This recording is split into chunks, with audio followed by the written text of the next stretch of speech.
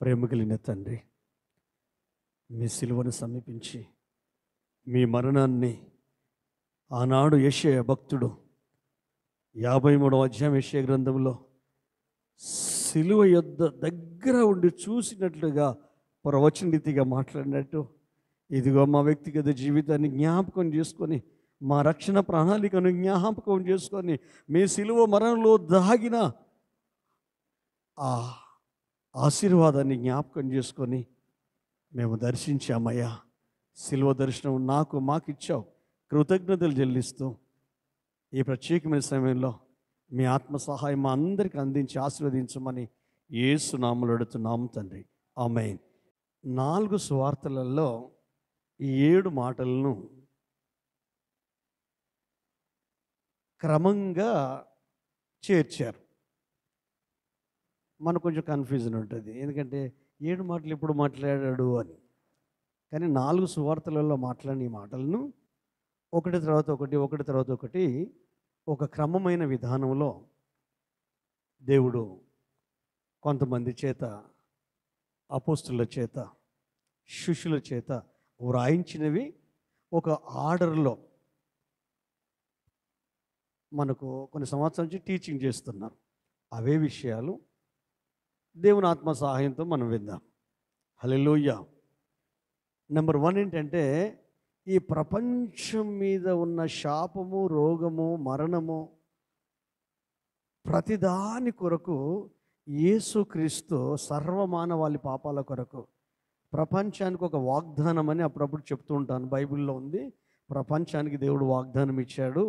మీకు తెలుసా? తెలిసి ఉంటే గుర్తుంటే జ్ఞాపకం చేయండి. ప్రపంచానికి ఒక వాగ్దానం ఇచ్చాడు దేవుడు అని చెప్తూ ఉంటాను.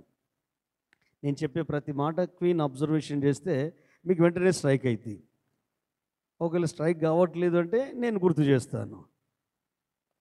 యోహాను సువార్త 3వ అధ్యాయము 16వ వచనము, దేవుడు లోకమును ఎంతో ప్రేమించెను కాగా అద్వితీయ కుమారుని యందు విశ్వాసముంచిన ప్రతి వాడు నశింపక నిత్య జీవం పొందునట్లు ఆయనను అనుగ్రహించెను. హల్లెలూయా. ఇది కులానికి, మతానికి, ప్రాంతానికి సంబంధించింది కాదు. టోటల్ ప్రపంచానికి. అంటే ఇప్పుడు పుట్టేవాళ్ళు, పుట్టబోయేవాళ్ళు, రేపొద్దున పుట్టేవాళ్ళు, అంటే టోటల్ సర్వమానవాళి కొరకు ఆయన ఒక ప్రవచన రీతిగా చెప్పాడు. హల్లెలూయా. మోషే అరణ్యములో ఇత్తడి సర్పమును ఎలాగు ఎత్తెనో మనుష్య కుమారుడు కూడా అలాగూ ఎత్తబడవలెను. ఎలాగూ ఇత్తడి సర్పమును జనులు, ఇజ్రాయేల్ ప్రజలు నిదానించి చూశారో అప్పుడు వారిలో ఉన్న విషం అంతా తొలగిపోయింది. పాపము విషం, రోగము విషం, మనిషి స్వభావం విషం. మనిషి గురించి మాట్లాడేటప్పుడు సామెత ఒకటి ఉంటుంది కదా, ఏమంటారు చెప్పండి? మనిషి గురించి ఒక సామెత చెప్తారు. తేలుకు కొండిలో విషం ఉంటుంది, పాముకు తలలో విషం ఉంటుంది, మనిషికి నిలువెల్ల విషం. హల్లెలూయా. ఆ విషాన్ని యేసు సిలువ మరణం వలన విరిగిపోయింది. శాశ్వతమైన జయ జీవితం ఇచ్చాడు ప్రతి మానవునికి. అయితే అన్వేషణలో ఆ స్పృహలోకి మనం వస్తే మనము జయించగలుగుతాం. అందుకే నేను చెప్తాను అప్పుడప్పుడు, ఈ శరీరం గురించి అవగాహన లేనప్పుడు ఈ శరీరం మంచిది కాదు అని చెప్పాను. ఎప్పుడైతే మనం కొన్ని సంవత్సరాల నుంచి శరీరం మంచిది కాదు, శరీరానుసారమైన మనసు, శరీరం ఇది అని ఈ శరీరం గురించి వాక్యాలు విని విని ఈ శరీరం మీద మనకు ఒక రకమైన ఇరిటేషన్ ఉండేది. కానీ బైబిల్లో ధ్యానించినప్పుడు మీ దేహము దేవుని ఆలయము, ఆమేన్, దేవుని ఆత్మ మీలో నివసించున్నాడని మీరు ఎరుగరా? శరీరము మంచిది, శరీరము మంచిది, శరీరము చెడ్డది కాదు. మనసు చెడ్డది, ఆలోచనలు చెడ్డవి, ఊహలు చెడ్డవి. ఈ దేహము ఇంటెలిజెంట్. ఈ దేహం, హల్లెలూయా, ఈ దేహం ఏంటిది? చాలా తెలివి కలదు. ఎట్లా చెప్పనా? మీరు అన్నం తింటే అరిగిస్తుంది, మీరు వజ్రం మింగితే ఏం చేస్తుంది? ఏం చేస్తుంది? బయటికి బహిర్భూమిలోకి వెళ్ళిపోతుంది. అంటే దానికి సంబంధించింది లోపల ఉండనివ్వదు.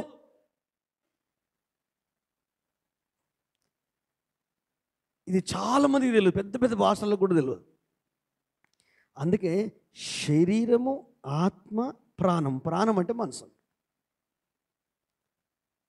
అయితే ఈ మనసుకు ఎప్పుడు మీకు అప్పుడప్పుడు చెప్తాను, శ్మశాన వైరాగ్యం.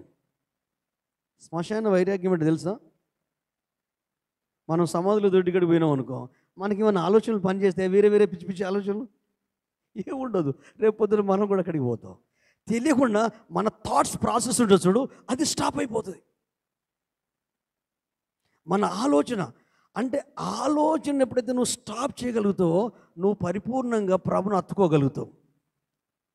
ఈ మనసు ఏం చేస్తుందంటే వందల ఆలోచనలను తీసుకొస్తూ ఉంటా ఉంటుంది. అందుకని మన లైఫ్లో ఎన్లైట్ జరగదు, అంటే ప్రత్యక్షత దొరకదు. ఎందుకు చెప్పినా, కొన్ని తరతరాల నుండి ఇదే భావంలో బతుకుతున్నారు జనాలంతా. అందుకే ఒక్కసారి మీరు మౌనంగా ఉండు కాదు, మీ మనసు మౌనంగా ఉండాలి. మీ మనసు మౌనంగా ఉండాలంటే ఏ ఆలోచన రాకుండా ఉండాలి. చిన్నపిల్లలకు పుట్టిన చిన్నపిల్లలకి ఏమైనా ఆలోచనలు వస్తాయా? అట్లుండి చూడండి, ప్రాక్టీస్ చేయండి. ఎంత హెల్తీగా ఉంటారో, ఎంత ఆరోగ్యంగా ఉంటారో, ఎంత ప్రశాంతంగా ఉంటారో. ఆలోచనే మనిషిని చంపేస్తుంది. హల్లెలూయా. భయమే మనిషిని చంపేస్తుంది. బైబిల్ చెప్తుంది, నీ ఆత్మ, నీ శరీరము, నీ ప్రాణము నిందారహితముగా ఉండునుగా కానీ బైబిల్లో ఉంటుంది. ఆయన దేని కొరకు చనిపోయాడో అవన్నీ ఈ భూమి మీద నువ్వు అనుభవించి తీరాల్సిందే. దానికి నీకు కొంత సమయం, నేను మొత్తుకునేది అదే, కొంత సమయం మీతో మీరు, దేవునితో మీరు గడపండి. ఒక్కసారి మీరు ఆలోచించండి. మీరు ఇప్పుడు ఎప్పుడైనా దేవుని దగ్గరికి ఎందుకు వెళ్తామండి? సమయం గడపడానికి. అవసరం ఉండి వెళ్తాం, అక్కర ఉండి వెళ్తాం, రోగం ఉండి వెళ్తాం. వెళ్ళు, కానీ ఒక్కసారి ఏ అవసరత లేకుండా ఒక్కసారి ఆయన దగ్గర గడుపు. ఒక్కసారి ఆ ప్రయత్నం చేయండి. ఇప్పుడు సంసారం ఉంటుంది, పిల్లలు ఉంటారు, ఫ్యామిలీ ఉంటుంది, పనులు ఉంటాయి, ఉద్యోగాలు ఉంటాయి. ఉద్యోగాలు పనులు లేనిది ఎవరికంటే ఎవరి పనులు, చేతి వృత్తులు ఉన్నాయి, వ్యాపారం అన్నీ ఉన్నాయి. కానీ ఎప్పుడైనా దేవునితో ఏకాంతంగా మనసు విప్పి గడిపిన అనుభవం ఉందా? ఆలోచించండి. మనిషి లైఫే బిజీ లైఫ్, ఉరుకుల పరుగుల జీవితం. యుద్ధ భూమిలో ఉన్నట్టు, రణరంగంలో ఉన్నప్పుడు వచ్చారా పాయరా, ఓ టెన్షన్. ఎందుకంటే మైండ్లో ఎప్పటికీ బిజీ ఉంటుంది. బైబిల్ చెప్తుంది, ఎవని మనసు నా మీద అనుకుంటుందో వానికి పరిపూర్ణ శాంతిని ఇస్తాను అని యెషయా గ్రంథకర్త 26:3 బైబిల్లో ఉన్న దేవుని ఆలోచనలను గట్టిగా పట్టుకోవాలి, ప్రాక్టీస్ చేయాలి. హల్లెలూయా. మొట్టమొదటి మాట లూకాసు వార్త 23:34. లూకాసు వార్త 23:34 వచనం చదువుకుందాం. మొదటి మాట, సిలువలో తండ్రి వీరేమి చేయుచున్నారో వీరు ఎరుగరు గనుక వీరిని క్షమించుమని చెప్పాను. గెత్సెమనే తోట నుండి చనిపోయేంత వరకు 12 గంటల ఆ సిలువను గిబ్సన్ అనే ఒక డైరెక్టర్ ఏం చేశాడంటే ప్యాషన్ ఆఫ్ ద క్రైస్ట్ తీశాడు. కేవలం సిలువ శ్రమలను కూర్చాడు. గెత్సెమనే తోట నుండి ఆయనను పట్టుకుని పోయి చనిపోయేంత వరకు. హల్లెలూయా. ఇప్పుడు సిలువ దగ్గరికి వచ్చిన తర్వాత సిలువ దగ్గర నుండి ఒక 6 గంటలు, ఈ 6 గంటలలో ఒక 1 అవర్లో ఈ 7 మాటలు మాట్లాడాడు. హల్లెలూయా. మాట్లాడిన మొట్టమొదటి మాట ఏంటంటే, తండ్రి వీరేమి చేయుచున్నారో వీరెరుగరు గనుక వీరిని క్షమించు. అంటే దేవుడు ఏం చేస్తున్నాడంటే జనాలను గురించి సిలువ వేయండి, చంపండి, వీడొద్దు, వీని రక్తం మా మీద మా పిల్లల మీద ఉండును గాక అని యేసుక్రీస్తును శత్రువుగా భావించిన వాళ్ళ గురించి, హింసించిన వారిని గూర్చి, ప్రజలను గూర్చి, అక్కడ టోటల్ ఉన్న జన సమూహాన్ని గూర్చి, ఆయనకి జరిగిన అన్యాయంను గూర్చి, అక్రమాన్ని గూర్చి, అవన్నిటిని గూర్చి ఏమని ఎవరికి ప్రార్థన చేస్తున్నాడు? చెప్పాలి. దేవునికి ప్రార్థన చేస్తున్నాడు. విజ్ఞాపన యెషయా గ్రంథం ఉంది, ఒకసారి 12వ వచనం చదువు ఒకసారి. 53:12. కావున గొప్పవాడితో నేను అతనికి పాలు పంచి పెట్టెదను, గనులతో కలిసి అతడు కొల్ల సొమ్ము విభాగించుకోను. ఏలయనగా మరణం నొందునట్లు అతడు తన ప్రాణమును ధారపోసెను. మరణం పొందునట్లు అతడు తన ప్రాణమును ధారపోచెను. అతిక్రమం చేయవారిలో ఎంచబడిన వాడాయను. అనేకుల పాపమును భరించుచు తిరుగుబాటు చేసిన వారిని గూర్చి విజ్ఞాపనం చేశాను. హల్లెలూయా. ఎవరి కొరకు విజ్ఞాపన చేస్తున్నాడు?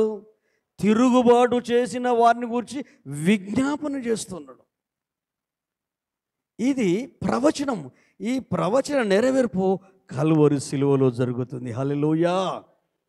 ఒక్కసారి ఆలోచించండి, మనకు విరుద్ధంగా ఉన్న వారి కొరకు ప్రార్థన చేస్తామా? హల్లెలూయా. చెప్పండి. మనల్ని హింసించే వ్యక్తి కొరకు, మనల్ని బాధ పెట్టే వ్యక్తి కొరకు, నిష్కారణంగా అన్యాయానికి గురి చేసి మనల్ని టార్గెట్ చేసిన కుటుంబాల కొరకు మనం ప్రార్థన చేయగలుగుతామా? కానీ ఈ వ్యక్తి చేస్తున్నాడు, యేసయ్య అయ్యా వారిని క్షమించుమని ప్రార్థన చేస్తున్నాడు. గుండె నిండా ఎంత ప్రేమ పొంగి పొరలితే, ఇందాక మనం పాట విన్నాం కదా, ఆరని ప్రేమ ఇది, ఆర్పజాలని జ్వాల ఇది, ప్రతి పాపి చెంతకు ప్రవహించుచున్నది. హల్లెలూయా. లవ్, గాడ్స్ లవ్, అగాపే ప్రేమ. ఆ దైవిక ప్రేమ గుండె నిండా ఉండడం వలన, దైవిక ప్రేమ గుండె నిండా ఉన్న వ్యక్తికి జ్ఞానం ఉంటుంది. హల్లెలూయా. మూర్ఖత్వం ఉండదు.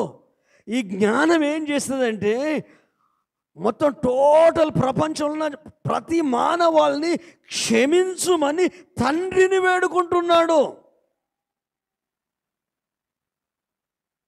ఒక్కసారి ఆలోచించండి, మనం చేయగలుగుతామా?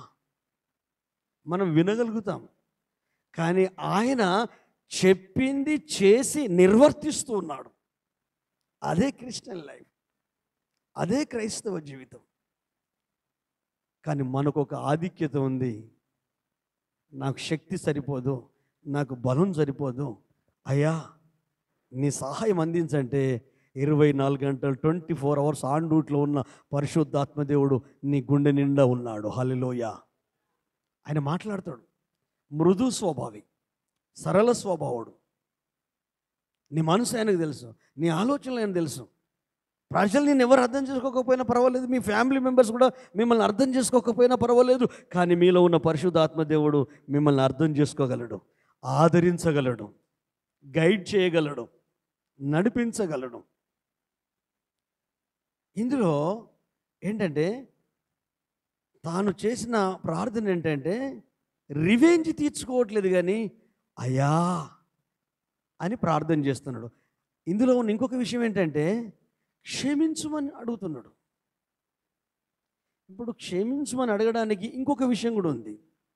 అయ్యా నేనేంటో వాళ్ళకి తెలియట్లేదయ్యా, అజ్ఞానంలో ఉన్నారు, అజ్ఞాన అంధకారంలో ఉన్నారు, వాళ్ళ అజ్ఞానాన్ని బట్టి బాధపడతాను కానీ కోపం తెచ్చుకోను.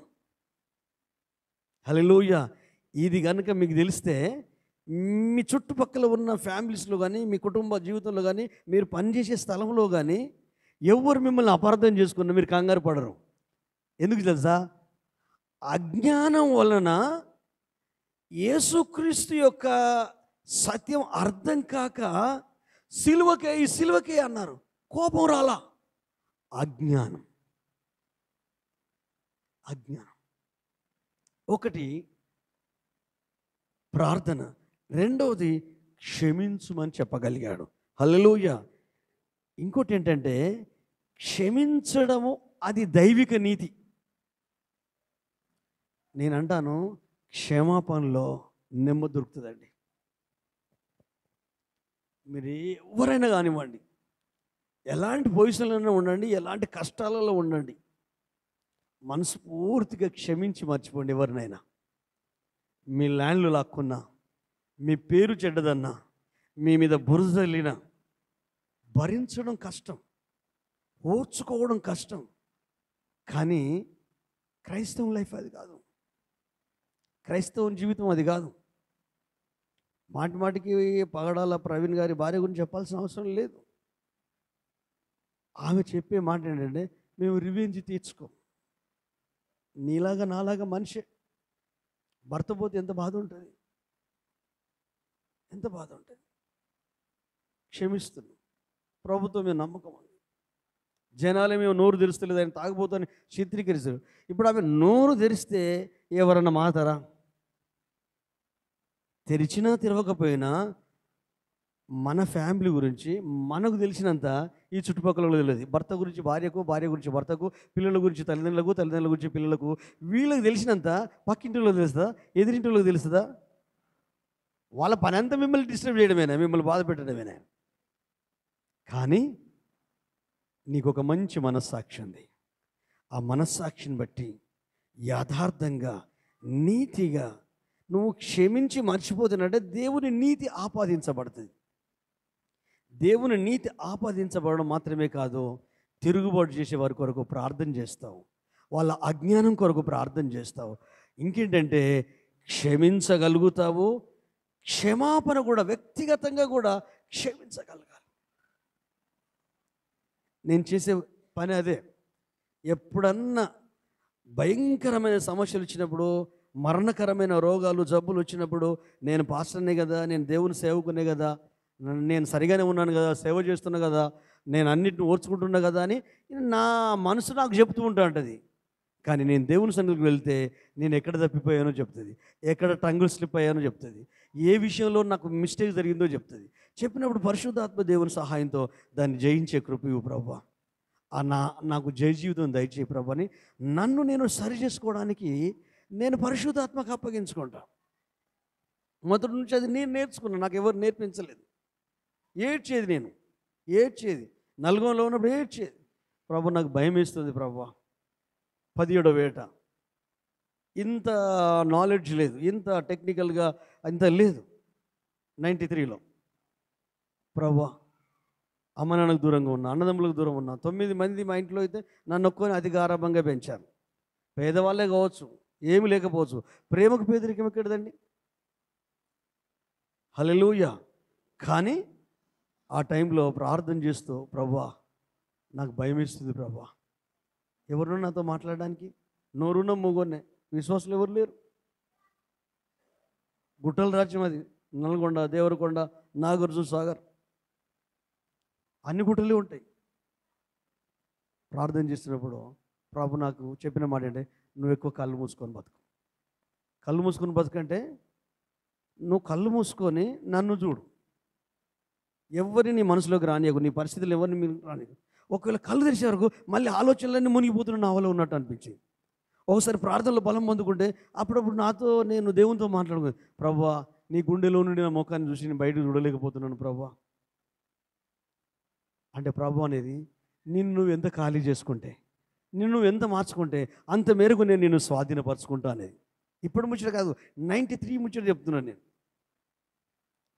అంటే ఏకాంతంగా దేవునితో ఉండడం వల్ల, పద్మస్ దీవిలో యోహాను ఉన్నట్టు ఆ గుట్టల రాజ్యంలో నేను ఒక్కరిని ఉండడం వల్ల అట్లా దేవునితో అనుబంధం పెరిగింది, విశ్వాసం పెరిగింది.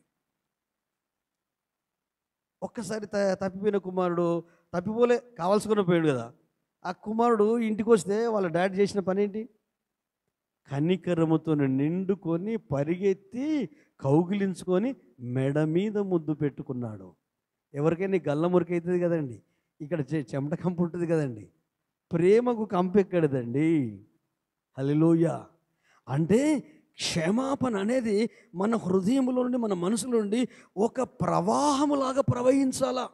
ఎవరినైనా క్షమించగలగాల, ఎలాంటి పరిస్థితినైనా క్షమించగలగాల. భార్యను క్షమించగలగాల, భర్తను క్షమించగలగాల, అత్తను క్షమించగలగాల, మామను క్షమించగలగాల, కోడలను క్షమించగలగాల, కొడుకును క్షమించగలగాల, బిడ్డను క్షమించగలగాల, పిల్లల్ని ఎవరినైనా క్షమించండి.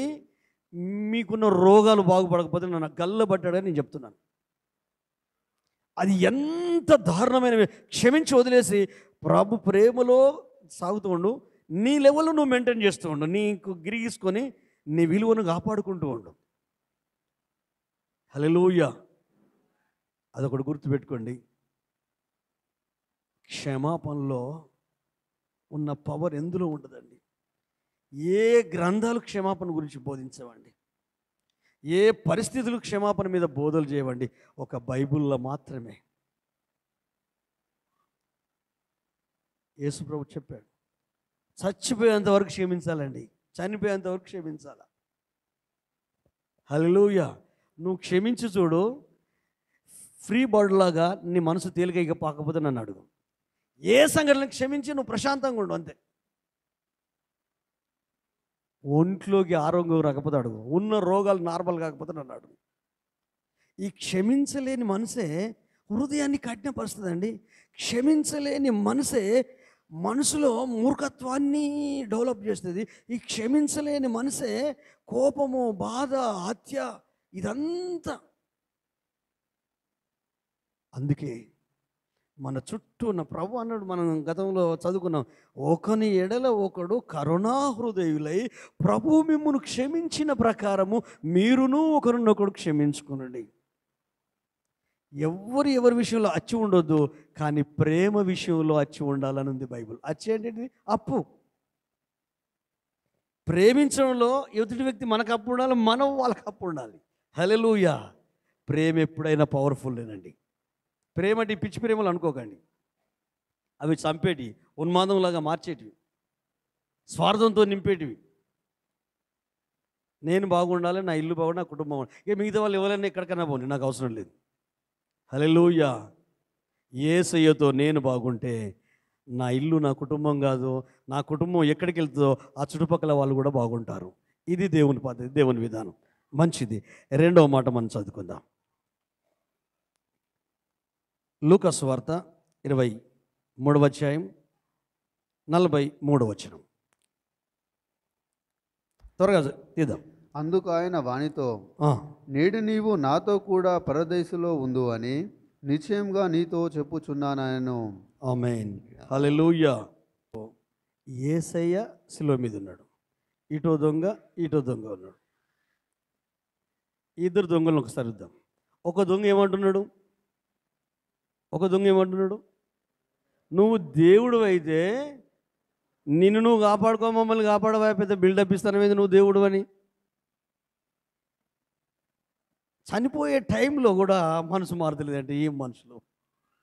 చావుకు దగ్గర పడ్డ తర్వాత కూడా మరణం ఎప్పుడు వస్తుందో తెలియదు. మనోడు తెలుసు, కాసేపు అయితే చనిపోతాడు, ఆల్రెడీ మేకుల మీద వేలాడుతున్నాడు. కానీ ఇంకొక దొంగ అంటున్నాడు, నోరు మీద బుద్ధి లేనోడా, నీవు నేను నేరస్తులం, మనకు తగిందే ఇది, ఇతడు నిర్దోషి. ఆమేన్. నిర్దోషి అంటే ఈ మనిషి యేసయ్యను గుర్తుపట్టాడు, అతని లైఫ్ స్టైల్ గురించి ఆలోచిస్తున్నాడు, అతని బ్రతుకు, అతని జీవితం నమ్మాడంతే. నిర్దోషి అంటే ఒక దొంగ ఆప్షన్ లేదు, నెక్స్ట్ చనిపోతాడు, ఆప్షన్ లేకపోయినా చివరి టైంలో కూడా దొంగ మనసును మార్చుకోవడానికి ఇష్టపడ్డాడు. నీవు, మనము, నేను, మీరు బలం ఉంది కదా బతుకుతాం అనుకుంటున్నారా? క్షణంలో మా పెద్దన్న కూతురు నిన్న మధ్యాహ్నం 2 గంటలకు చనిపోయింది. ఆయనకు 3 బిడ్డలు. ఒక బిడ్డ పెళ్ళయింది, ఆ బిడ్డకు బిడ్డ 3 నెలల బేబీ. ఒకరోజు జ్వరం వచ్చింది, రెండో రోజు ఆరోగ్యం మంచిగా లేక ఈ ప్రస్తుత హాస్పిటల్ తీసుకెళ్ళిళ్ళు. ఎందుకంటే బిడ్డని అక్కడ తీసుకెళ్ళి కాబట్టి ఎవరినైతే అడిగిపోవచ్చు అని అనుకొండకి వెళ్ళిళ్ళు. వాళ్ళు ఏం చేసిళ్ళు గుర్తించకుండా సీరియస్ ఉన్నది ఎంజిఎంకి రాసింది. ఎంజిఎంకి వెళ్ళినాం మేము. సెకండ్ నైట్ అక్కడ ఉన్నాం, ప్రాబ్లం లేదన్నారు. నిన్న మధ్యాహ్నం 2 గంటలకే హార్ట్ అటాక్తో చనిపోయింది. ఇప్పుడు మధ్యాహ్నం 3 గంటలకు 2 గంటలకు సమాధి కార్యక్రమం ఉంది. మా పెద్ద అన్నయ్య కూతురు. మేము షాక్. ఎప్పుడు ఎవరికి ఎలాగొస్తుందో తెలియదు. నెలలో 2 సార్లు ఇంట్లో గృహకుడిగా పెట్టుకుంటుంది. పెద్ద పాస్టర్ గారు వెళ్తాడు. ఎప్పటికీ ప్రతి సండే ఆరాధనకి వెళ్తుంది. బాగా కష్టపడుతుంది. 7 సంవత్సరాల వయసు ఉన్నప్పుడే మా వదినమ్మ చనిపోతుందని ఆమె చూడాలని ఈమెకు పెళ్లి చేశాం. 7 సంవత్సరాల వయసు ఉన్నప్పుడే, చిన్నపిల్లగా. వయసు 35 లోపు ఉంటుంది. నైట్ అంతా అక్కడ ఉండి వచ్చాం. మళ్ళీ మధ్యాహ్నం వెళ్ళాలి. ఏం చెప్తున్నా అవకాశం ఉన్నప్పుడే, సమయం ఉన్నప్పుడే. సడన్గా పోయింది, 2 పాపలు ఉన్నారు అని బాధ అనిపిస్తుంది. ఇంకొక వైపు దేవుని బట్టి ఆలోచిస్తే ప్రభుతో ఉంది. హల్లెలూయా. వయసుతో సంబంధం లేదు కదా పోవడానికి. నువ్వైనా నేనైనా ఎవరైనా వెళ్ళొచ్చు. అందుకే నా ప్రయత్నం ఇది. దీంట్లో ఎందుకు పెడుతున్నా యూట్యూబ్లో. హల్లెలూయా. రేపు పొద్దున ఏం జరిగినా కూడా ఆ వాక్యాలు మీ పిల్లలకు వినిపించవచ్చు. హల్లెలూయా. మరణం వస్తుందని కాదు, ఆయన మనల్ని బ్రతికించినంతసేపు బ్రతుకుతాం. కానీ మరణ భయం లేకుండా బ్రతకడమే క్రైస్తవం లక్షణం. కొంతమంది సాగు గురించి తెలిస్తే చాలు నిద్రపోరు. ఇదేంది, నువ్వు సాగుకుండా బతుకుతావా? కానీ దొంగలిద్దరూ, ఒకడేమో యేసును దూషిస్తున్నాడు, కానీ ఇంకొకడు అంటున్నాడు, వాణ్ణి సరి చేస్తున్నాడు. ఒరే బుద్ధిలో ఉన్నాడా, నువ్వు దేవునికి భయపడవా? ఇది మనకు న్యాయమే. నిజంగా మనం పాపులం, మనం అన్యాయస్తులం, ఇది మనకు న్యాయమే. కానీ రక్షణ పొందిన తర్వాత అవకాశం ఉండి ఎన్నో అవకాశాలు ఇస్తా అంటాడు దేవుడు. మనకు, మన ఫ్యామిలీస్కి ఇస్తా అంటాడు, మార్పు చెందడానికి, చేంజ్ అవ్వడానికి. మారంగా ఎందుకు మారవు? బలం ఉందని బతుకుదాం అనుకుంటున్నావా? డబ్బు ఉంది నాకేం కాదనుకుంటున్నావా? ఆస్తిపాస్తులు అనుకుంటున్నావా? ఎప్పుడు పిలుపు వస్తుందో తెలియదు మనకు. మిమ్మల్ని భయపెట్టడం కొరకు కాదు, మీ విశ్వాసాన్ని బలపరచడం కొరకు. అదే సమయంలో మార్పును దేవుడు కోరుతున్నాడు.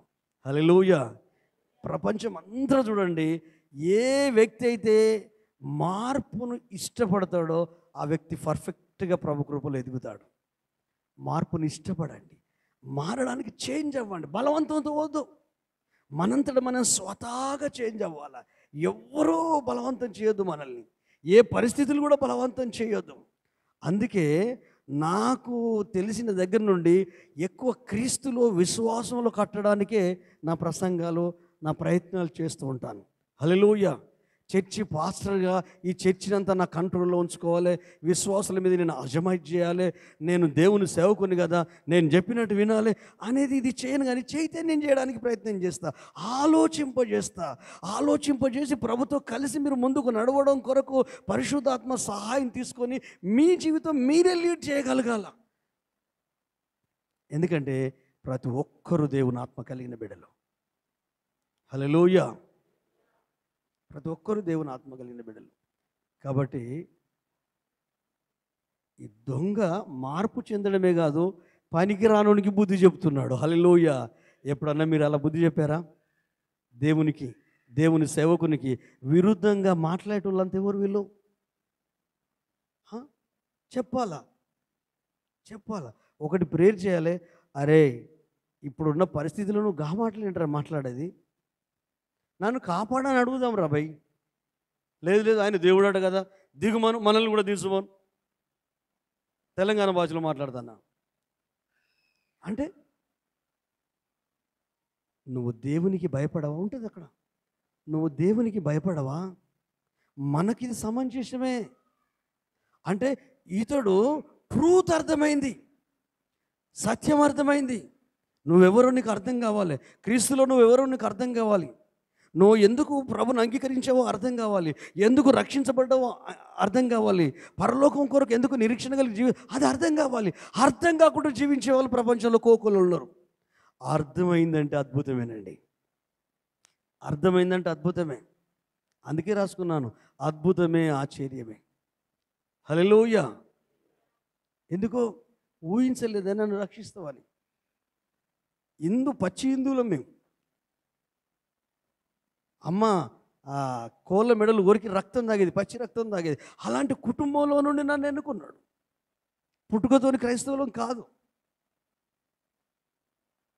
అవన్నీ గుర్తు వచ్చినప్పుడు అనిపిస్తుంది, యేసయ్య నిన్ను ప్రేమిస్తున్నాడు అన్న ఒక్క మాట చాలు అన్నీ కొట్టుకుపోతాయి. హల్లెలూయా. మరి ఆయన చనిపోయింది ఎందుకు? యాతన పడేది ఎందుకు? నీకు చాలా అవకాశాలు ఇస్తున్నాడు. ఈ పిచ్చి మీదడు మనల్ని ఎప్పటికీ డిస్టర్బ్ చేస్తుందండి. కయ్య కయ్య కయ్య కయ్య డిస్టర్బ్ చేస్తూనే ఉండండి. దాన్ని నోరు మూయించండి, దాన్ని మౌనం ఉందండి, దాన్ని పక్కకు పెట్టండి, దాన్ని వాడకండి. హృదయాన్ని వాడండి, దేవుని ఆలోచనలు వాడండి, ప్రాక్టీస్ చేయండి. క్రిస్టియన్ లైఫ్ అంతా ప్రాక్టీసే. హల్లెలూయా. కాబట్టి దొంగ తన వ్యక్తిగత క్షమాపణను కోరుకున్నాడు. తర్వాత విశ్వాసం ద్వారా రక్షణ అనుభవించాడు. నీవు నేడు నాతో పరదేశిలో ఉంటావు అని చెప్పాడు. అసలు ఇప్పుడు విశ్వసించడం వలన ఏమైనా లాభం ఉందా? బతుకుతాడా? బతకడు కదా. చనిపోతాడని తెలుసు, మరణం అవుతాడని తెలుసు. కానీ అతనికి ఏంటంటే ఆయనకు ఒక రాజ్యం ఉందని గుర్తించాడు. హల్లెలూయా. ఆ చివరి టైంలో మనకు అవకాశాలు లేవు కదా, మనకి ఎన్నో అనుభవాలు ఉన్నాయి, దేవుడు చేసిన కార్యాలు మన లైఫ్లో ఉన్నాయి. ఉన్నా కూడా మనం ఎక్కడో ఏబిసిడ్ల కాడ ఎక్కడో ఇవన్నీ ఉండుడేంటి? ఆత్మలో, ప్రార్థనలో, దైవికంగా ఎవరి కొరకు భక్తి చేస్తున్నావు? సంఘం కొరక, వచ్చే పాస్టర్ కొరక, ఈ గ్రామస్తుల కొరక, లేక మీ ఫ్యామిలీ కొరక, లేకపోతే ఇంకా పేరు కొరకో పెదరికం కొరక? నువ్వు భక్తిని చేసేది ఎవరి కొరకు? నీ రక్షకుడైన యెహోవా కొరకు, యేసయ్య కొరకు. ఇది తెలియదు. ఇది తెలియక పలానా చర్చి, ఆ చర్చికి పోతున్నా, మేము ఆ పాస్టరు, సరే మంచిదే, కానీ దేని కొరకు వస్తున్నాం? ఈరోజు ప్రభు నీతోనే మాట్లాడుతున్నాడు. ఆయన నరక యాతనలో నుండి నీతోనే మాట్లాడుతున్నాడు. హల్లెలూయా. ఇంకొక మాట కూడా చదువుకుందాం. 3వ మాట చదువుదాం. హల్లెలూయా. చదవండి. యోహాను సువార్త 19వ అధ్యాయం 26, 27. యోహాను సువార్త 19వ అధ్యాయం 26, 27 వచనాలు. యేసు తన తల్లియు తాను ప్రేమించిన శిశువును దగ్గర నిల్చునుట చూచి, అమ్మా, ఇదిగో నీ కుమారుడు అని తన తల్లితో చెప్పాను. తర్వాత శిష్యుని చూచి, ఇదిగో నీ తల్లి అని చెప్పాను. ఆ గడియ నుండి ఆ శిష్యుడు ఆమెను తన ఇంట చేర్చుకొనెను. ఆమేన్. యేసయ్య లోపల ఉన్న మానవత్వం, దైవత్వం, మానవత్వం రెండు ఉన్నాయి యేసయ్య లోపల. ఒకసారి ఏమన్నాడు కానాను పెళ్ళిలో, అమ్మా నాతో నీకేం పని అన్నాడు. ఆ మాట విన్నప్పుడు ఈయన తల్లిని పట్టించుకోడు కావచ్చు అనుకున్నాం కదా మనం. కానీ అంత భయంకరమైన నరకయాతనలో 3 మేకుల మీద వేలాడబడుతూ, హింసించబడి, కొరడలతో కొట్టబడి, మానసిక క్షోభ, శారీరక ఆవేదన అనుభవిస్తున్నప్పుడు కూడా తన బాధ్యతను విస్మరించలేదు. మీరు బైబిల్లో చదివితే యోసేపు పేరు తర్వాత కనిపించదు.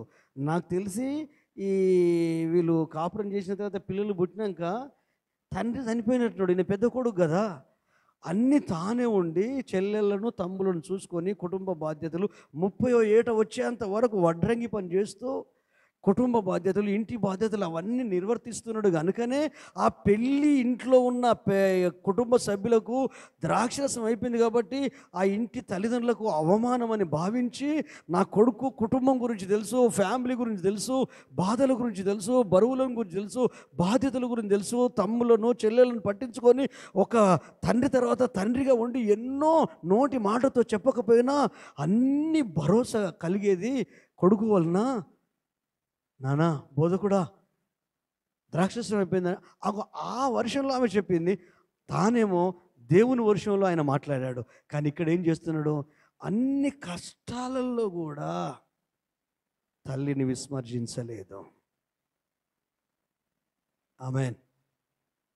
నీకు ఎన్నెన్నో ఉండనేవో, నువ్వు అనుభవించే కష్టాలు ఎన్నెన్నో ఉండనేవో, నీ కన్న తల్లిదండ్రులను విస్మరించొద్దు. ఆధ్యాత్మికంగా నీ బాధ్యతలను కూడా నువ్వు వదిలిపెట్టొద్దు. అంటే ఎప్పుడైతే భర్తే కానీ భార్య కానీ బాధ్యతను కనుక విస్మరిస్తే మీ సంసారం పోరాటం అయ్యేది. ఎవరి బాధ్యతలు వారు నిర్వర్తించాలి. అయితే కొంతమంది మొత్తం భర్త మీద వేసేస్తారు, కొంతమంది మొత్తం భార్య మీద వేసేస్తారు, కొంతమంది తల్లిదండ్రులు పిల్లల మీద వేసేస్తారు, పసిగుడ్లు వాళ్ళు.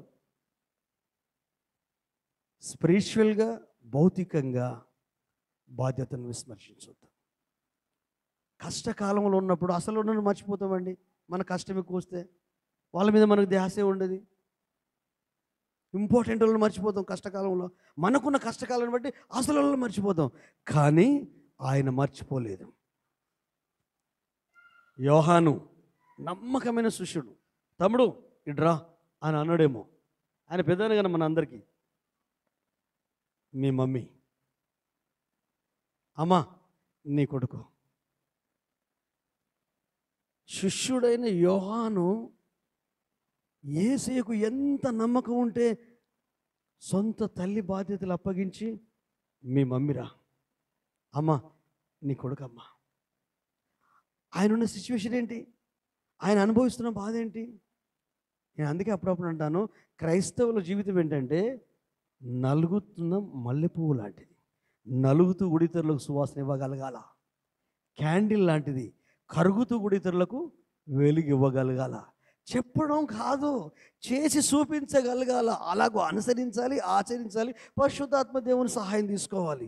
ఈ సత్యాలన్నీ యేసయ్య అనుసరించి ఆచరించి చెప్తున్నాడు. కాబట్టి అందుకే ఇప్పటికీ క్రైస్తవ్యం విరజిల్లుతుంది. ఎంత నిషేధం వస్తే, ఎంత వ్యతిరేకత వస్తే అంత క్రైస్తవులు పెరిగిపోతారు. హల్లెలూయా. జ్ఞాపకం చేస్తే ఏంటంటే, మీ బాధ్యతను విస్మరించొద్దు. అదే సమయంలో ఇంకొకటి చెప్పి నేను ముగించడానికి ప్రయత్నం చేస్తా. అపోస్తలుడైన యోహానుకి అప్పగించాడు. హల్లెలూయా. నేను ఎట్లా చనిపోతా అంటే ఆ సిస్టము, అపోస్తల కార్యము, ఇంకా మిగతా ఆ తర్వాత కొత్త నిబంధనలో ఒకరికి ఒకరు, ఒక కుటుంబానికి ఒక కుటుంబం, ఒక గ్రామానికి ఒక గ్రామం, ఒక విశ్వాసి ఒక విశ్వాసి, ఒకరినొకరు ప్రోత్సహించుకుంటూ, పోషించుకుంటూ, నడిపిస్తూ ముందుకు నడిచే ఒక ఆధ్యాత్మిక మానవత్వాన్ని నేర్పించాడు సిలువలో. అంటే వాల్యూస్. అసలు మనుషులకు వాల్యూస్ ఇవ్వరండి. ప్రతి మనిషికి విలువ ఇవ్వండి. వాళ్ళ రంగు, ఎత్తు, హైటు, పర్సనాలిటీ, జ్ఞానం, అనుభవం, తెలివి, వీటిని బట్టి ఇవ్వద్దండి. దేవుని పోలిక, దేవుని మనిషి, దేవుని రూపం, ఇవి మిగతాయి వాటి గుణాలను బట్టి వాళ్ళకి ఇస్తూనే ఉంటారు. అది వేరు సంగతి. ఇవి కాదు. ఫస్ట్ పర్సన్ దేవుని పోలిక. ఇవన్నీ మనిషి ఉన్నంతసేపే. మనిషి పోయిన తర్వాత ఏం సంపాదించుడు పోయిన బొందలు కడకంటారు. ఏది గౌరవం ఉండదు. అందుకనే బైబిల్ ఏమని చెప్తుందంటే, ఆయన మృతులకు దేవుడు. నేను అబ్రహాము, ఇస్సాకు, యాకోబులకు దేవుడు అన్నాడు. అంటే వాళ్ళు ఎప్పుడో చనిపోయారు. మోషకు పరిచయం చేసుకుంటాడు. నేను అబ్రహాము దేవుడను, ఇస్సాకు దేవుడను, యాకోబు దేవుడు, నీ తండ్రి దేవుడను. వీళ్ళంతా చనిపోయి సమాధులు అయిపోయాయి కదా. అంటే వాళ్ళ విశ్వాసం చనిపోలేదు, వాళ్ళ భక్తి జీవితం చనిపోలేదు, వాళ్ళ త్యాగ జీవితం, వాళ్ళు జీవించిన జీవితం ఏదైతే ఉందో అది ఇక్కడ వదిలేసి వెళ్ళిపోయారు. ప్రవీణ్ పగడాల గారు చనిపోయినా కూడా ఆయన జీవితము, ఆయన వీడియోలు అన్ని జనులు కూడా చూస్తున్నారండి. వాళ్ళు ఆలోచింపజేస్తున్నారండి. అసలు ఒక ప్రపంచంలో ఒక ప్రపంచం వచ్చేసిందండి ఈ మరణం ద్వారా, ఈ హతసాక్షి అయిన ఈ చావు ద్వారా. ఆ జ్ఞానానికి, ఆ విజ్డమ్కు, ఆ ఆలోచన విధానానికి కోర్టులో కేసేశాడు. మత నిరోధక చట్టము బిల్లు వేరే స్టేట్లో వచ్చింది కదా. క్రైస్తవులకు అంటే చర్చిలు ఉండయి, బ్యాప్టిస్ట్ చర్చిలు ఉండదు, మొత్తం క్రైస్తవాన్ని తుడిపి పెడతామంటే అప్పుడెప్పుడో వేశాడు. లాయర్లతోనే మనోడే వాదించాడు. మళ్ళీ హియరింగ్ ఉంది, ఏప్రిల్ 16వ తారీఖు ఆయన కోర్టులో వాదించాలి. ఆ లోపు ఆయనను లేపేశారు. మంచిలో ఎవరిని బతకనిస్తారండి ఈ పాడు సమాజం? తెలుగులో ఎవరిని బతకనిస్తారు? మంచి మాటలు చెప్పి బ్రతుకులు కట్టి జీవితాలను కనువిప్పుగలుగజేసి చైతన్యవంతం చేసి ఇలాంటి ప్రజల మీద మనం ప్రార్థన చేయాలి. కానీ ఇలాంటి నాయకులు కావాలి మనకు. అప్పుడెప్పుడో అంబేద్కర్, ఆ తర్వాత ఈ మత గ్రంథాల గురించి ప్రతి దాంట్లో ఏది కాంట్రవర్సీ చేయలేదు. ఆలోచింపజేశాడు.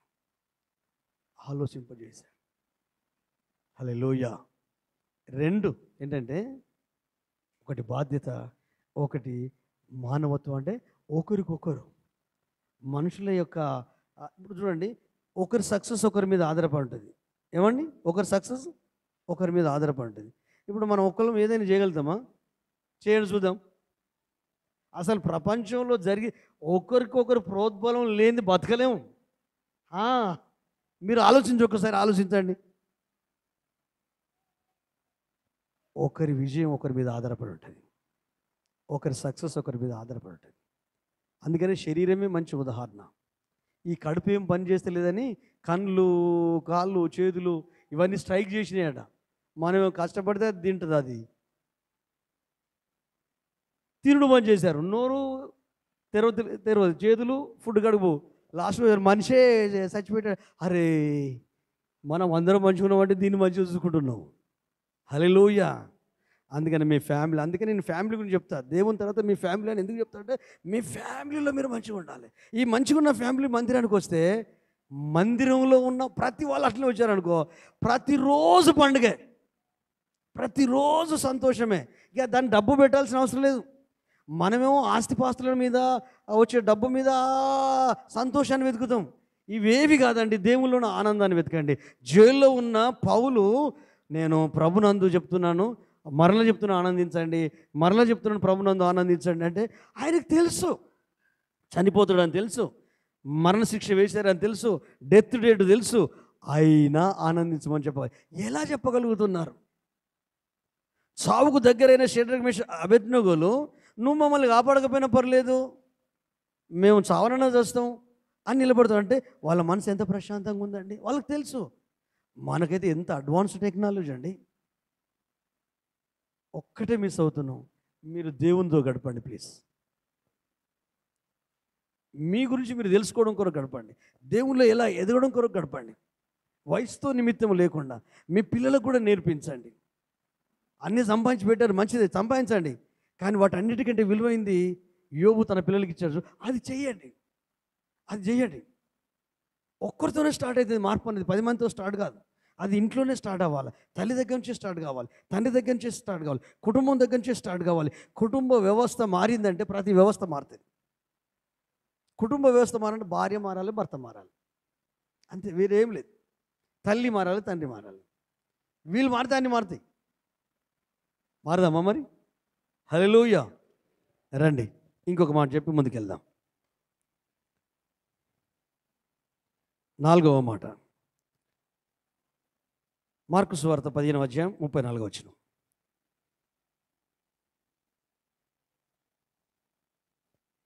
త్వరగా తీయండి. ఒకరు మత్తయి సువార్త 27వ అధ్యాయం 46వ వచనం తీసి పెట్టుకోండి. ఇంకొకరు కీర్తనలు 22:1వ వచనం కూడా తీసి పెట్టుకోండి త్వరగా.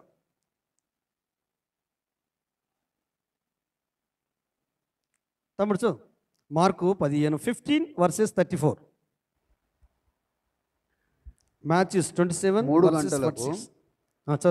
3 గంటలకు యేసు ఏలోయి ఏలోయి లామా సబక్తని అని బిగ్గరగా కేక వేసెను. ఆ మాటకు నా దేవా నా దేవా నన్నెందుకు చేయి విడిచితివని అర్థము. కీర్తనలు 22:1.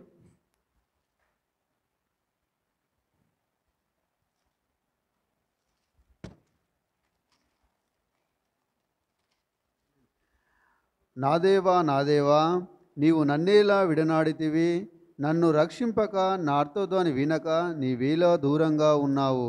ఇది ప్రవచనం. ఈ ప్రవచనం సిలువలో నెరవేరింది.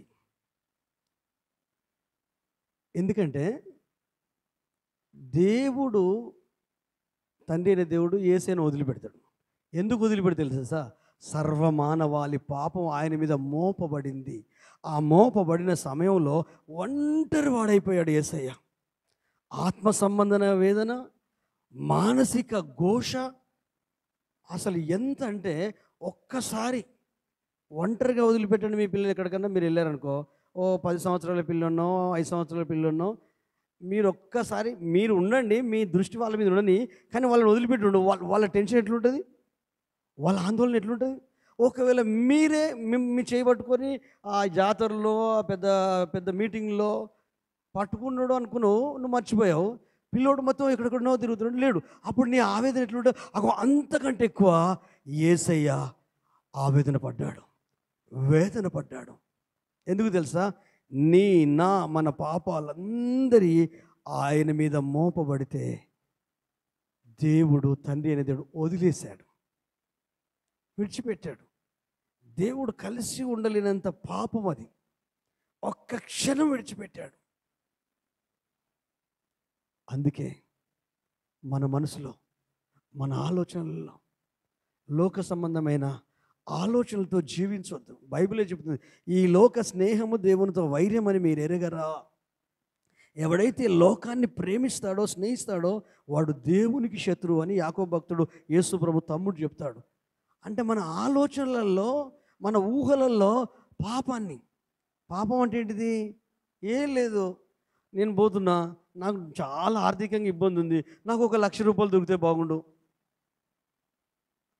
అంటే దాని అర్థం ఏంటిది? ఎట్లా దొరుకుతాయి చెప్పండి? ఎట్లా దొరుకుతాయి? ఒకళ్ళు పోగొట్టుకోవాలి దొరకాలండి, అంతే కదా. అంటే వాడు పోగొట్టుకుని ఎంత బాధపడతాడు, దొరికిన నువ్వు సంతోషిస్తావు. ఇదే, ఏం లేదు. పాపం అనక దాన్ని భూతపాలంలాగా చూడకండి. దేవుని వాక్కుకు, దేవుని మనసుకు, దేవుని ఆలోచనకు విరుద్ధమైన ప్రతి ఊహ, ప్రతి ఆలోచన అది బరువు, ఇసుక లాంటి బరువు. ఆ బరువు ఆయన మీద మోపబడితే తండ్రి కుమారుని వదిలేశాడు. అది భరించలేని బాధ, అది ఓర్చుకోలేని బాధ. అప్పుడప్పుడు మీరు చూడండి, మీకు ఎక్కువ కష్టాలు వచ్చినప్పుడు మిమ్మల్ని అందరూ వదిలేస్తారండి. ఎవరినైతే నువ్వు చేరదీసినావో వాళ్ళు కూడా మిమ్మల్ని పట్టించుకోరు. మిమ్మల్ని బట్టి ఎవరైతే బ్రతికున్నారో వాళ్ళు కూడా మిమ్మల్ని పట్టించుకోరు. ఆ టైంలో ఇంకా మన మనసు మానసికంగా గాయమవుతుంది. నేను ఇన్ని చేసినా నన్ను ఎవరు నన్ను దొంగగా చిత్రీకరించిలే. నేను చర్చి కొరకు ఇన్ని చేశాను, కుటుంబం కొరకు ఇన్ని చేశాను, పాస్టర్ల కొరకు ఇన్ని చేశాను, సంఘం కొరకు ఇన్ని చేశాను, అయినా నన్ను పట్టించుకోరే. హల్లెలూయా. అప్పుడు ఎవరెందుకు పట్టించుకునేది? మై హోనా, నేనున్నాను నీలో. హల్లెలూయా. ఎన్నిసార్లు అన్నాడో దేవుడు నాతోని. హల్లెలూయా. ఎవరి కొరకు వచ్చావు? దేని కొరకు వచ్చావు? బతుకు తెరుగు కొరకు వచ్చావా? హల్లెలూయా. కాదు. నేను పిలిచానా, ఇంకెవరైనా పిలిచా? నువ్వే పిలిచావయ్యా. నేను పిలిచినప్పుడు జనాలు ఎవరు లేరయ్యా. ఎవరు లేనప్పుడు ఉన్నాను, ఎవరు ఉన్నా ఉంటాను, ఎవరు పట్టించుకోకపోయినా ఉంటాను. నేను లేకపోతే నువ్వు బాధపడాలి. అదే మాట మీతో చెబుతున్నాడు దేవుడు. మీరెన్ని చేసినా, మందిరం కొరకు, సేవ కొరకు, ప్రజల కొరకు, మీ ఫ్యామిలీస్ కొరకు, కుటుంబాల కొరకు, అలాంటి వాళ్ళు మిమ్మల్ని వదిలిపెట్టినా పర్వాలేదు. కానీ మిమ్మల్ని పిలిచి హత్తుకొని చేతిలో పట్టుకున్నాడే, ఆయనది ఉక్కి పిడికిలి. ఆయన విడువడు, ఎడబాయడు. నీ మీదనే, నీ కుటుంబం మీదనే, నీ పిల్లల మీదనే. అందుకే నీ మనసు చేదు కానివ్వకు, నీ ఊహలు చెడిపోనివ్వకు, దేవునికి అందలేనంత దూరం అయిపోకు. నిన్ను నువ్వు ఎక్కువ ప్రేమించుకుంటే బాధపడతావు. యేసయ్య సిలువని జ్ఞాపకం చేసుకో, యేసయ్య మరణాన్ని జ్ఞాపకం చేసుకో. ప్రేమించిన శిష్యులు ఉన్నారా? నేను చచ్చిపోతానన్న పేతురు ఉన్నాడా? నమ్మకస్తుడైన యోధా ఉన్నాడా? లేడు.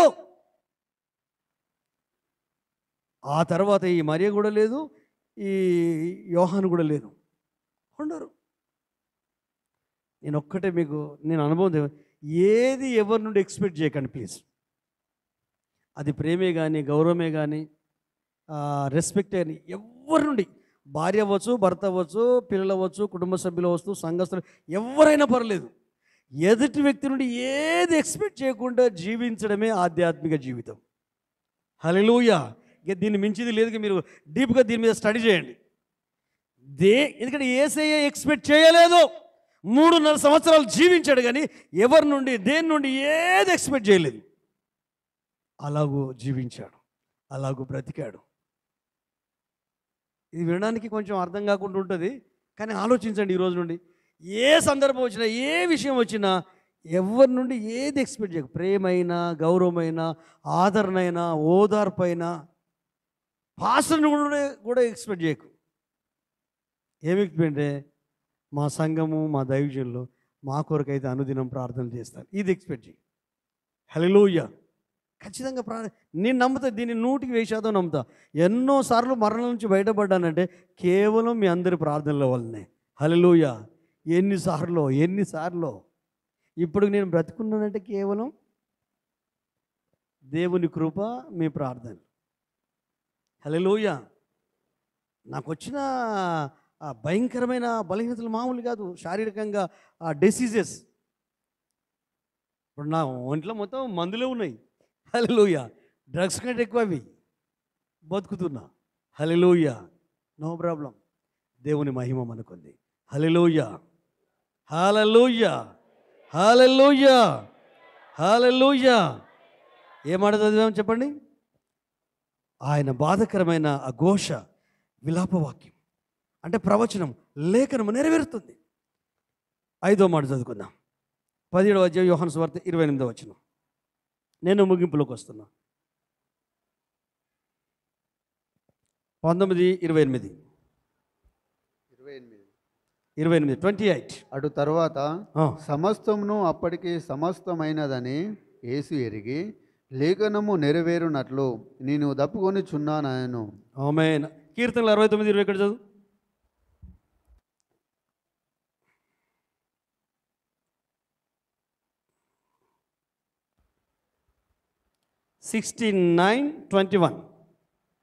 వారు చేదును నాకు ఆహారంగా పెట్టిరి, నాకు దప్పి అయినప్పుడు చిరకను త్రాగనిచ్చిరి, వారి భోజనము వారికి ఉరిగాక. సరిపోద్ది. హల్లెలూయా. నేను దప్పికొని ఉన్నాను అన్నాడు. అంటే చివరి అంటే లాస్ట్ వరకు కూడా శ్రమను సహించాడు. చివరి క్షణం వరకు కూడా. ఇది 2 రకాలుగా మనకు అర్థమైంది. ఒకటి ఆధ్యాత్మిక ఆకలి తీర్చడం కొరకు, రెండవది శరీర దాహాన్ని ఎవరు తీర్చలేకపోయారు. లిటరల్గా. ఎందుకంటే దేవుడు చేతులు పెట్టాడు కదా, ఇక మనిషిలాగానే ఆయన పరిపూర్ణ మానవుడు, పరిపూర్ణ దేవుడు. శరీరం శ్రమ పడుతూ ఉంటే ఆ బాధ ఎంత నరకయాతన ఉంటుందండి. హల్లెలూయా. ఒక 3 నెలలు 2021 అక్టోబర్ నెల, అక్టోబర్ తర్వాత సెప్టెంబర్, నవంబర్ 3 months నేను భోజనం తీసుకోలేదు. హల్లెలూయా. నోటి నిండా కురుపులు, హెల్త్ మొత్తం ఇదైపోయింది. ఈ శరీరానికి వచ్చిన ఆ హింస అది ఎంత నరకయాతనండి. కానీ ఏ రోజు కూడా నా దేవుణ్ణి కానీ నాకు ఇచ్చిన పనిని కానీ బరువుగా బాధతో ఈ రోజు వరకు సేవ చేయలేదండి. మీరు నమ్మండి నమ్మకపోండి, అంతరంగంలో సేవిస్తున్న దేవుడు సాక్షి. ఏ రోజు కూడా సంఘం మీద, విశ్వాసుల మీద ఆయాసం పెట్టుకొని నేను సేవ చేయని, నాకు ఈ కష్టాలు, ఈ బాధలు, ఈ రోగాలు, ఈ జబ్బులు, ఎన్ని రకాల పరిస్థితి అంటే, ఒక్క మాటలో చెప్పాలంటే నాకు ఈ పరిస్థితి వచ్చిందని తెలిసినా కూడా అసలు ఎవరి లోపల ఏం చలనం రాలేదండి. అసలు వండర్ఫుల్ తెలుసా. 21వ సంవత్సరంలో షాక్, ఐ విల్ షాక్. అంటే దేవుడే, మనుషులుగా అంటే మర్చిపోయేటట్టు చేస్తాడు, ఏ సోయి లేకుండా చేస్తాడు విశ్వాసులకు. అంటే మనకు నేర్పించడం కొరకు. హల్లెలూయా. చాలా అనుభవాలు, నా అనుభవాలు ఎందుకు చెప్తున్నా, మీకు ఎన్నో అనుభవాలు ఉన్నాయి. ఇట్లా చెప్పడం వల్ల మీ అనుభవాలు మీకు గుర్తు వస్తే ఇంకా గట్టిగా ప్రభువును అత్తుకుంటారనే ఉద్దేశంతో తప్ప నేనేదో గొప్పవానని చెప్పట్లేదు.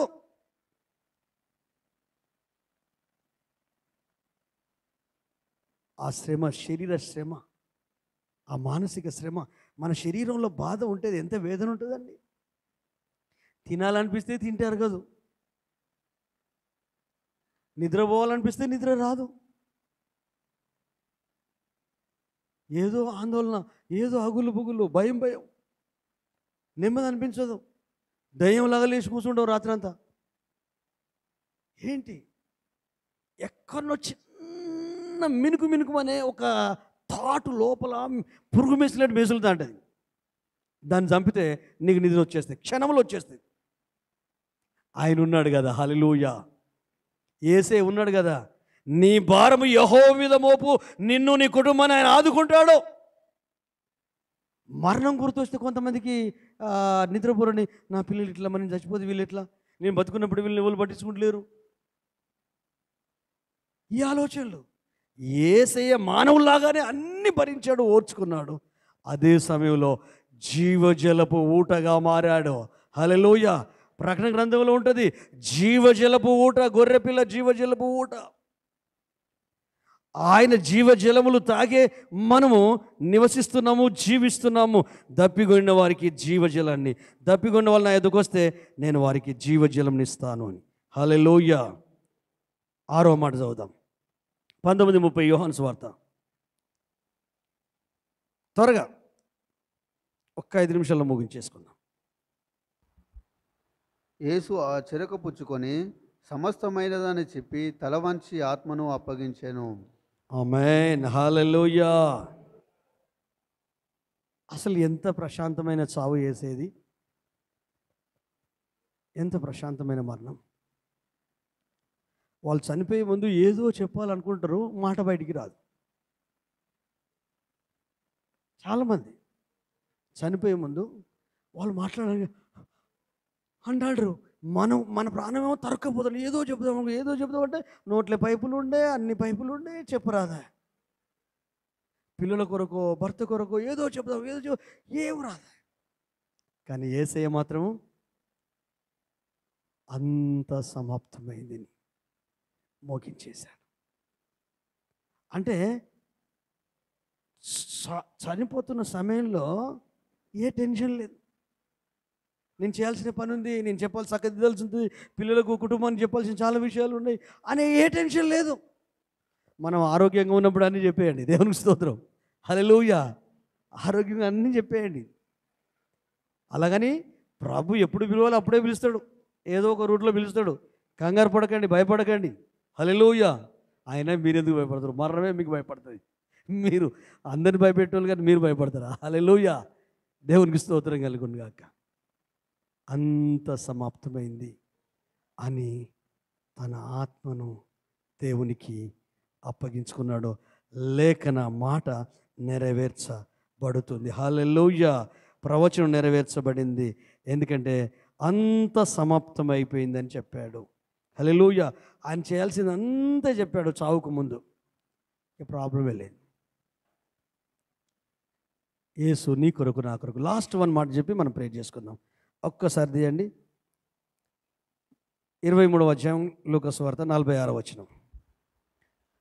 అప్పుడు యేసు గొప్ప శబ్దంతో కేక వేసి, తండ్రి, నీ చేతికి నా ఆత్మను కొనుచున్నానెను. ఆమేన్. ఆయన ఇలాగూ చెప్పి ప్రాణం విడిచెను. ఆమేన్. ఎంత వండర్ఫుల్ అండి. ఒక్కసారి ఆలోచిద్దామా. ఇక క్షణంలో చనిపోతున్ననే సమయానికి కూడా ఏమంటున్నాడు? చదువు మరలా. తండ్రి, నీ చేతికి నా ఆత్మను అప్పగించుకొనుచున్నాను. అంటే ఇక చనిపోతాడు. చనిపోయే టైంలో కూడా విశ్వాసము, విధేయత చూపాడు. అబ్బా, ఎంత వండర్ఫుల్ అండి. కొన్నిసార్లు చావు మనల్ని తొంగి చూస్తున్నప్పుడు ఉన్న విశ్వాసం పోతుంది. దేవుడు లేడు, ఏం లేదు, యేసుప్రభు లేడు, ఏం లేదు, బైబుల్ లేదు, ఏం లేదు. ఆ యంత్రాలు కట్టించుకోవడం దగ్గరికి వెళ్తా, ఆ భూత వైద్యుల దగ్గరికి వెళ్తా, లేకపోతే అక్కడ ఎవరో ప్రార్థన చేసి చెప్తారట కదా, ఆయన దగ్గర పోతే ప్రార్థన చేస్తే నేను బతుకుతున్నాడు కదా. అంటే నువ్వు రక్షించబడి పరిశుద్ధాత్మ పొందుకొని దేవుని ప్రణాళిక తెలిసి పరలోకం కొరకు సిద్ధపడుతున్న నీవు మరణ సమయంలో కూడా, క్షణంలో చనిపోతున్న సమయంలో కూడా తండ్రికి చెప్తున్నాడు, తండ్రి, నా ఆత్మను నీకు అప్పగిస్తున్నాను. ఇప్పటి వరకు నేను నీకు విధేయత చూపుతున్నాను, విశ్వాసాన్ని కాపాడుకో. ఎందుకంటే ఆయన పరిపూర్ణ మానవుడు, పరిపూర్ణ దేవుడు. మీరు దీవించబడాలంటే మీ అమ్మ నాన్నకు లోపడండి. హల్లెలూయా.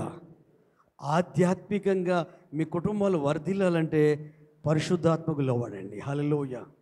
యేసును ఎక్కువగా ప్రేమించాలి అంటే కంటికి కనిపించే సహోదరి సహోదరులను, దైవజనులను ప్రేమించండి. హల్లెలూయా. వేరేం లేదు. కొంచెం కష్టమే, కానీ ఏ మనిషి గుర్తొచ్చినా ఆ మనిషిలో మెరిట్స్ కొన్ని ఉంటాయి, మంచి గుణాలు కొన్ని ఉంటాయి. అవి 2 ఉన్నాయి 3 ఉన్నాయి, అవే మాటి మాటి గుర్తు చేసుకోవాలి. హల్లెలూయా. మనం ఏం గుర్తు చేసుకుంటాం? మంచిగా లేని గుణాలు గుర్తు చేసుకుంటాం. వాళ్ళు మంచిగా ఉంటారు, గుర్తు చేసుకున్నాం, మన గుండెగా ఆగమైపోతుంది. హల్లెలూయా. యేసయ్యా ఎవ్వరి గురించి ఏం ఆలోచించలేదు. ప్రేమతోనే వీళ్ళు రక్షించబడబోతున్నారు, వీళ్ళకి నిత్య జీవం రాబోతుంది, పరలోకానికి మార్గము, నేనే మార్గము సత్యం జీవం, ఈ నా ద్వారా పరలోకానికి వస్తారు, తండ్రి దగ్గరికి వస్తారు, వీళ్ళ శాప రోగ పాపాలన్నీ తొలగిపోతాయి. ఇట్లా ఆలోచించుకున్నాడు. అందుకే ఆయనకు బాధ అనిపించలేదు, అందుకే ఆయన శ్రమను సహించాడు. ఇలాంటి జనాల కొరక, ఇలాంటి ప్రజల కొరక నేను చనిపోయేది, ఇలాంటి మనుషుల కొరక నేను ఈ దెబ్బలు తినేది అనుకోవాలా? ఎప్పుడు అలా అనుకోకు. అప్పుడప్పుడు భర్త కోపించినప్పుడు భార్య నన్ను అంటాడు, ఎవడే నిన్ను నాకు అంటగట్టింది అంటున్నావా ఏంటి? నువ్వు అంటున్నావా? వీని ఎవడు నాకు దారపోసాడు? వాళ్ళ పిల్లలు అనవసరంగా ఈ వంశాన్ని మోస్తున్నాను. హల్లెలూయా. వద్దు. సమాజంలో జరిగేది అదే కదా, సామాన్యంగా కుటుంబాలలో ప్రపంచంలో జరిగేది అదే కదా. వాటిని ఓవర్కమ్ చేద్దాం. ఆయన చనిపోయిన విలువను మనం ధ్యానం చేస్తున్నాం. ఆయన ఒక ఆరోగ్యము, ఒక నిత్యజీవం మాత్రమే కాదు, ఈ భూమి మీద కూడా హ్యాపీగా జీవించగలిగే లైఫ్ స్టైల్ని ఇక్కడ ఆయన ఏర్పాటు చేసిపోయాడు, అలాగూ జీవించాడు. ఏది ఎన్నడో ఆయన మనసును, ఆయన హృదయాన్ని డిస్టర్బ్ చేసిన దాఖలాల్లో. అందుకే 4 సువార్తలు చదవండి. ఇంకెన్ని రోజులు బ్రతకదో తెలియదు, బ్రతికిన రోజులు హ్యాపీగా బ్రతకాలి. బ్రతకాలంటే నీ మనసు ఉందే, నీ ఆలోచనలు, నీ ఊహల్ని, వాటిని పట్టుకో, క్యాచ్ చేయి వాటిని. కానీ అవి ఏంటంటే మనల్ని తప్పించుకొని వస్తుంటాయి, అవి మెలిపెడతాంటాయి మనసును. తెలియకుండా భార్య మీద భర్త కోపం వస్తుంది, భర్త మీద భార్య కోపం వస్తుంది, పిల్లల మీద తల్లిదండ్రులు కోపం వస్తుంది, తల్లిదండ్రుల మీద పిల్లల మీద కోపం వస్తుంది, చుట్టుపక్కల వారి మీద కోపం వస్తుంటాయి, గందరగోళం అయిపోతుంది. అవి ఏమైనా జరగని క్షమిద్దాం, మర్చిపోదాం, దేవునితో కలిసి ముందుకెళ్దాం. హల్లెలూయా.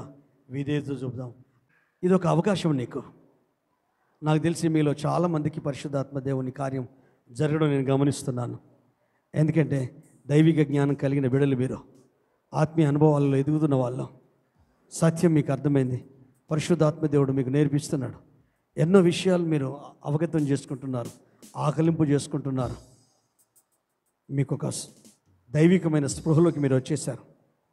మీ మనసు, మీ ఆత్మ, మీ శరీరం పరిశుద్ధాత్మ స్వాధీనంలోకి అప్పగించుకున్నారు. హల్లెలూయా. హల్లెలూయా. మనస్ఫూర్తిగా కృతజ్ఞతలు చెల్లిద్దామా? మనస్ఫూర్తిగా కృతజ్ఞతలు చెల్లిద్దామా? సిలువనే చూద్దామా? హల్లెలూయా.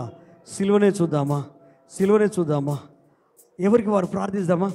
ఎవరికి వారు ఒక 1 minute 2 minutes శబ్దాలు ఏం చేయకుండా, అంటే చప్పట్లు కొట్టకుండా, స్తుతించకుండా, జస్ట్ ఆయన సిలువ ఆయనలో పలికిన 7 మాటల ఆ భావాన్ని నీ వ్యక్తిగత జీవితానికి అన్వయించుకొని, హల్లెలూయా, సమూహాన్ని క్షమించాడు. వాళ్ళ మీద రివెంజ్ తీర్చుకోలేదు. అంత మాత్రమే కాకుండా వ్యక్తిగతంగా కూడా ప్రతి ఒక్కరిని క్షమించాడు. అంత మాత్రమే కాకుండా దొంగకు బుద్ధి చెప్పాడు. ఆ దొంగ యేసయ్య నిర్దోషత్వాన్ని గ్రహించాడు, అర్థం చేసుకున్నాడు. అంత మాత్రమే కాదు, విశ్వాసం చేత కృపచేతనే రక్షించబడతారన్న ఆ మాటను వాడు విశ్వసించాడు. యేసయ్య రక్షణ ఇచ్చాడు, వానికి బుద్ధి చెప్పాడు, దొంగ మార్పు చెందాడు. చివరి టైంలో పరలోకానికి వెళ్ళిపోయాడు. ఒక్కసారి ఆలోచిస్తావా? హల్లెలూయా. హల్లెలూయా. హల్లెలూయా. నేడు నువ్వు నాతో పరదేశంలో ఉన్నావు.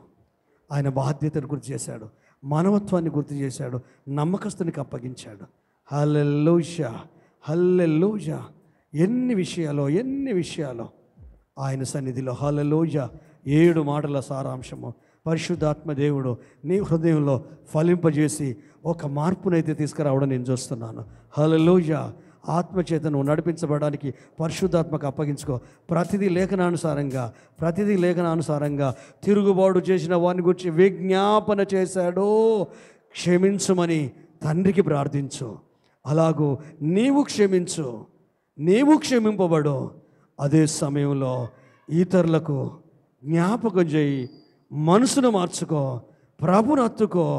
ఆయనను నువ్వు విశ్వాసంతో హత్తుకో, విధేయతలో కొనసాగు, నీ కుటుంబాన్ని కట్టుకో, నీ జీవితాన్ని కట్టుకో. నువ్వు ఎక్కడికి వెళ్ళినా, ఏ ప్లేస్లో ఉన్నా పరిశుద్ధాత్మ దేవుడు ఆ కనికరముతో, ఆ ప్రేమతో, ఆ యొక్క జాలితో నింపి నిన్ను నడిపించి బలపరిచి దీవించునుగాక. ఆయన బోధలన్నీ అవే అండి, ఆయన బోధలన్నీ అవే. క్షమించాలి, చనిపోయేంత వరకు క్షమించాలి, వదిలేయాలి. హల్లెలూయా. కనికరంతో నింపబడాలి, ప్రేమతో నింపబడాలి. అవే పంచాడు, అవే పెంచాడు, అవే వదిలి వెళ్ళిపోయాడు. అందుకే ఈ ప్రపంచంలో క్రైస్తవులు ఇంకా చాలామంది, ఎంత వ్యతిరేకత ఉన్నా, ఎంత నిషేధం ఉన్నా, ఎన్ని చావులు జరిగినా, ఎంతమంది హతసాక్షులైనా యేసు కొరకు జీవిస్తున్నారు, యేసు కొరకు బ్రతుకుతున్నారు. అదే కదా హల్లెలూయా. ఈ తెలుగు రాష్ట్రాల్లో ఒక ఉద్యమం, ఒక ఉద్యమం స్టార్ట్ అయింది. హల్లెలూయా. చట్టసభలలో పాలు పొందాలి. హల్లెలూయా. ఓటు బ్యాంకును వాడుకోవాలి. ఒక ఎన్నికైన లీడర్ను సంఘ శాఖ భేదము లేకుండా ఒకే వ్యక్తిని ఏకగ్రీవంగా ఎన్నుకోగలిగే ఐక్యతలోకి వచ్చుదుముగాక. పార్టీలకు అతీతంగా, కులాలకు అతీతంగా, మతాలకు అతీతంగా క్రైస్తవ్యం కనుక పరిపాలిస్తే అన్ని కులాల వాళ్ళు, అన్ని మతాల వాళ్ళు సమసమాజ స్థాపన, సమాధానం కలిగి జీవించగలుగుతారు. చేద్దాం ఒకసారి దేశం కొరకు, చేద్దాం ఒకసారి మన కుటుంబాల కొరకు, చేద్దాం ఒకసారి మనల్ని మన కొరకు. హల్లెలూయా. విజ్ఞాపన చేద్దామా, క్షమించమని దేవుని అడుగుదామా, మనల్ని క్షమించమని అడుగుదామా, మన ఎదుటి వారిని క్షమించమని అడుగుదామా. దానికంటే ముఖ్యంగా నీ ప్రేమతో నన్ను నింపయ్యా, నీ జ్ఞానంతో నన్ను నింపయ్యా, నీ ఆలోచనతో నన్ను నింపయ్యా అని ఎవరికి వారు ప్రార్థిస్తామా. హల్లెలూయా.